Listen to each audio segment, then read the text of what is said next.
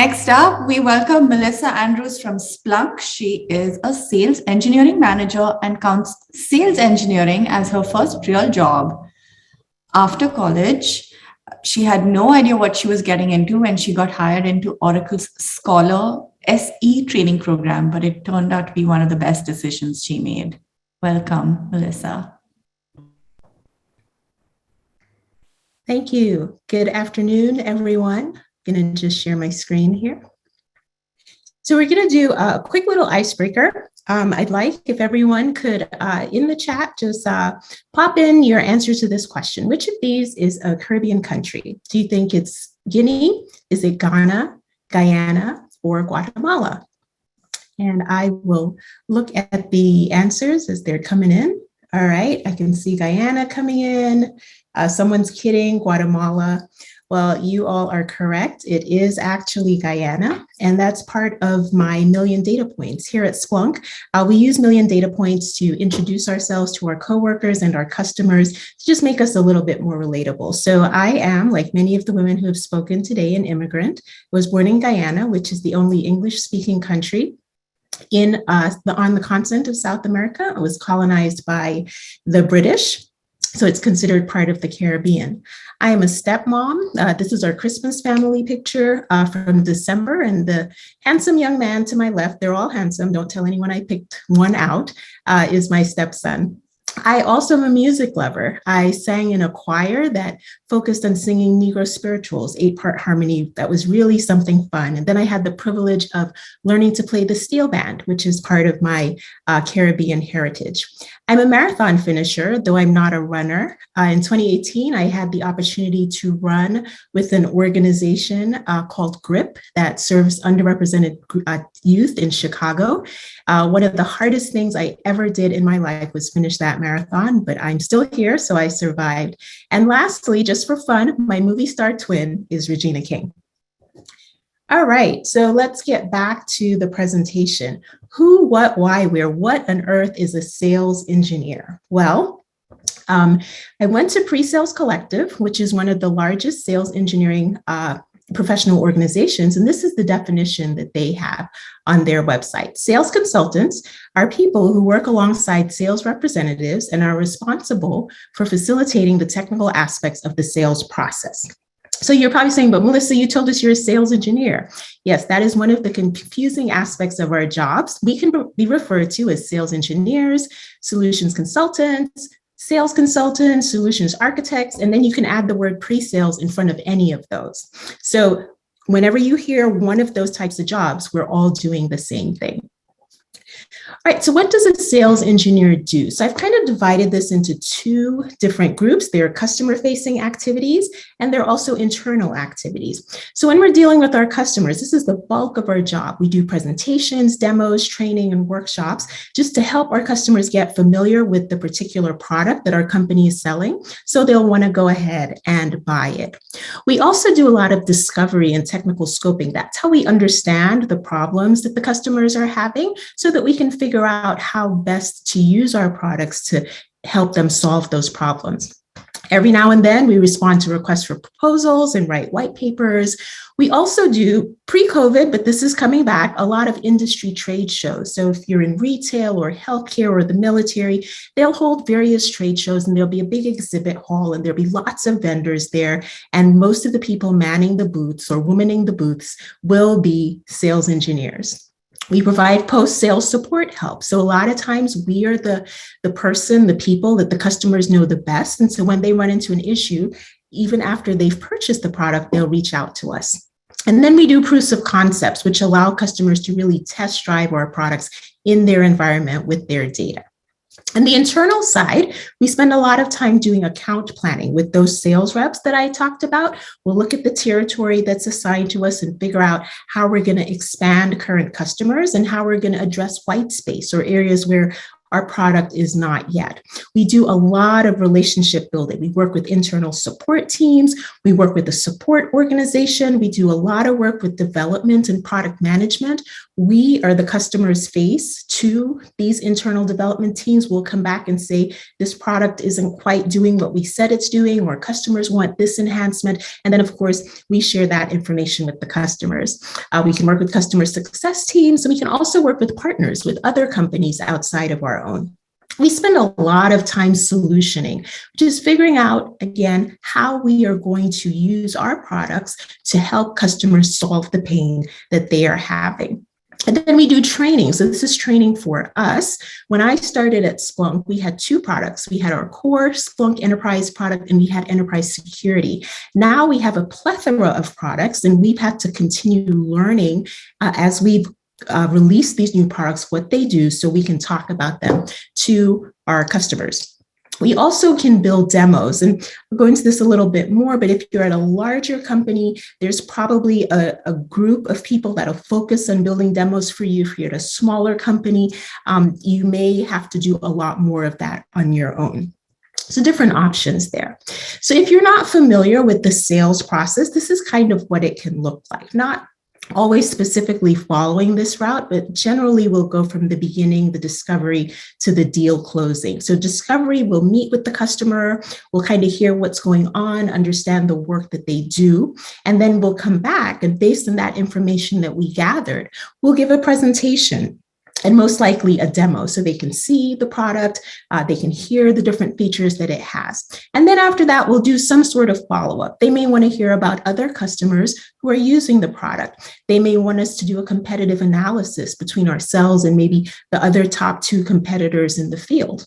They may want us to come in and do a workshop. So a demo is where I am showing them the product, showing the customer the product, but a workshop is where we actually have the customers hands-on trying the product out.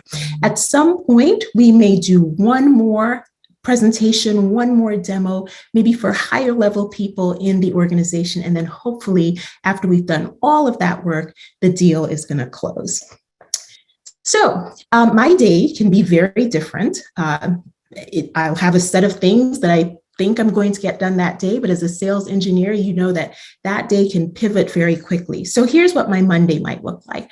I might give a Splunk 101 presentation to a new customer. I might sit in an account planning meeting.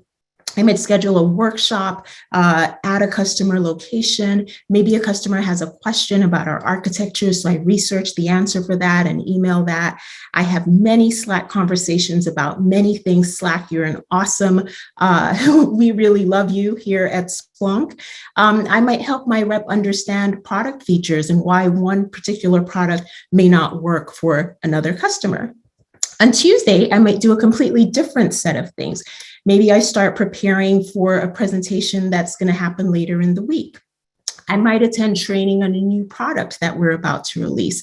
Maybe I have a customer who wants to use Splunk with another vendor that they have, so I might need to reach out to that partner and figure out how we can work together. I'll have more Slack conversations about other things. We might have important meetings where we bring in our CEO or our COO, and they're going to talk to the CIO of the company because this is a big deal and we really need that executive presence. And these dry runs are usually very formal. Everyone's got their speaking points and everyone knows what they're going to say. And it's a big production because we got to hit that home run. And I may not complain. I may have a constructive conversation with my manager about problems that I might be having with my rep, because those things can happen. So now that you've heard all of this, what do you think? Pop in the chat what you think are the most important sales skills that sales engineers need. I'm just going to call some out as I see them coming in. Communication, all right, leading with inquiry, empathy, very nice, observer, good understanding of product, good stuff, good stuff. I think I have some sales engineers in here. All right, so I've broken these down into 4 different categories. I love curiosity in there, Erin. So the first one is relationship skills. Essentially, you gotta like people and people gotta like you, right? And it's all different kinds of people. So your customers, definitely, but then the internal people that you're going to have to work with. You're gonna have to build relationships with your rep, with the other sales operations people, with development, with support, with customer success. It's all about making sure that you can connect with people so that you can share with them and they'll be willing to share with you when you need to talk to them. Of course, communication skills. I saw a lot of that in the chat. So yes, being able to verbally communicate, presentations and talking are a big part of your job. But then I also have here communicate high and communicate low, because during the course of that sale, you're going to talk to many different personas. We call them at Splunk, or roles. You might start off in the IT department with the sysadmin or the network engineer, but you might end up at the CIO or the commanding general. I support the US Army in my career, so had to present to generals. And that's a completely different conversation when you're talking to the general and you're talking to the sysadmin, though you want them both to understand what your product does and to go ahead and buy that product. Third, you need analytic skills. And this is where the curiosity comes in, right? Creative problem solving. Okay, the customer is having this problem. Why are they having this problem? Do they just need a software solution? Or maybe there's some process stuff that we might need them to fix, or the software even isn't going to work if they bought it, How are we going to expand in this market? What are the, cybersecurity and ransomware? How can we take those things and apply them to our product and help our customers? And then lastly, technical skills. Now, this one is interesting because the technical skills are going to depend on the company that you're at. And so part of this, again, is the curiosity. And what I'll say is being willing to learn technical skills as you figure out what those are. And what I mean by that is here at Splunk, we use SPL, it's our search processing language, to search our data. But if I went to a company like VMware, I wouldn't use SPL at all because it's not related to VMware. I'd start learning about hypervisors and ESXi. And if I move to Dell EMC, then I'm doing hardware, which is completely different, right? And now I'm concerned about CPU utilization and IOPS. So I do have to be technical, but there's not necessarily a level set of skills that I can tell you, go get these technical skills. It's going to depend on the company that you work at. And you just need to have a curious mind and a willingness to learn. All right. So if I've spoken really quickly here and to give you a lot of information, but if you've been piqued and you're like, well, suppose I wanted to be a sales engineer, is that something I can do now? I've been a developer or a business analyst for years. Yes, absolutely you can. And I'm going to give you some tips on making the switch. So if you already work for a tech company that has a sales ecosystem, they have a sales organization that needs sales engineers, and you have experience in another part of the company, maybe you're a developer or you're a professional PS person, professional consultant, what I would suggest is that you start to network. Befriend some sales engineers, find out what they do, let them know you're interested in coming over, and start to build those relationships. They can be vocal for you on when you decide you want to actually start applying. And then talk to some SE managers. Let them know that you're interested in making the move. Have them review your current skill set, and they can provide pointers on where you might need to beef up. Regarding that skill set, you're going to need to strengthen it, right? If you work in an environment where you are maybe doing a lot more coding and you don't really give presentations, you're going to take on responsibility for giving presentations, for leading problem-solving teams, and starting to maybe build more relationships than you have been accustomed to. And then go ahead and apply for a position. You may not get it the first time, but what that will allow you to do is to go through the interview process and kind of see what's required. And that's going to really set you up. I know several people at Splunk who have done that, who have come over from other parts of the organization, and they went through this process. So if you're still in college or you're a recent grad, there are a couple of things that you can do. First is you can explore internships. So I started off way back when several companies Oracle was one, IBM, Sun had them. They actually had an SE training program where they would hire you, and then you'd spend several months learning how to be an SE, a sales engineer. Now, they do mostly internships, and those are available in the summer. Here at Splunk, we're currently interviewing for interns who will work this summer. So you want to look at the websites, again, start networking and see when internship programs are open.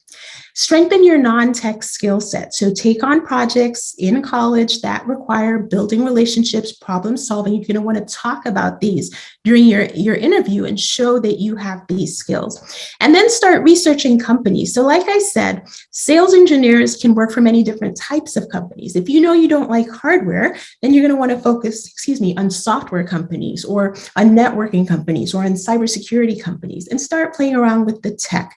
Many companies have free intro classes where you can see how their technology works.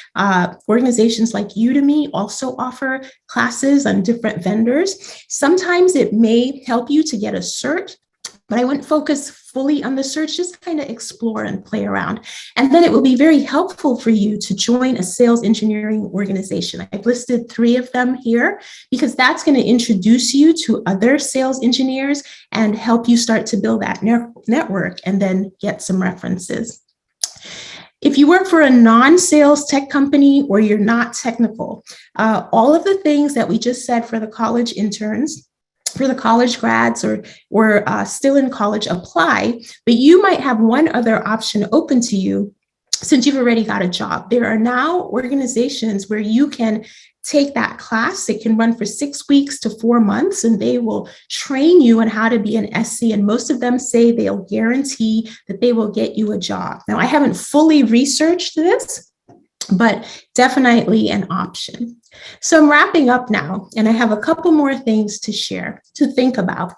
Travel may be involved in this job, so that's something that you need to consider. Your territory might be the Southeast universities, higher ed, so you might be going to Florida, Georgia, Tennessee. Is that something that's okay for you? You might actually have a larger territory if your company is smaller.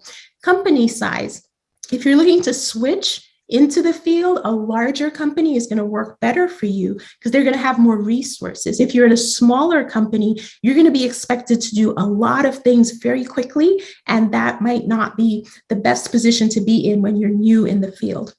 You want to consider your rep and SC ratio. So some companies will have you, supporting a lot of reps. Again, not a good idea when you're first starting out. I would strongly suggest not having more than 2 reps at the beginning.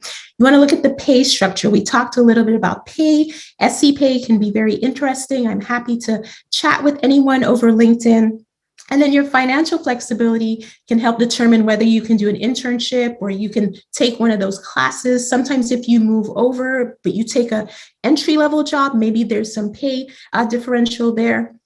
All things to consider. But to close, if you like helping people solve problems, you enjoy learning, you're good at explaining stuff, and you can pivot on a dime, sales engineering might be for you.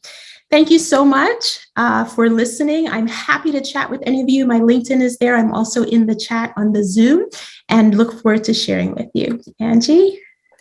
Thank you, Melissa. That was a very exciting talk on sales engineering. I've always preached it as a possibility for coding bootcamp grads as a good career to get into. So thank you so much for that.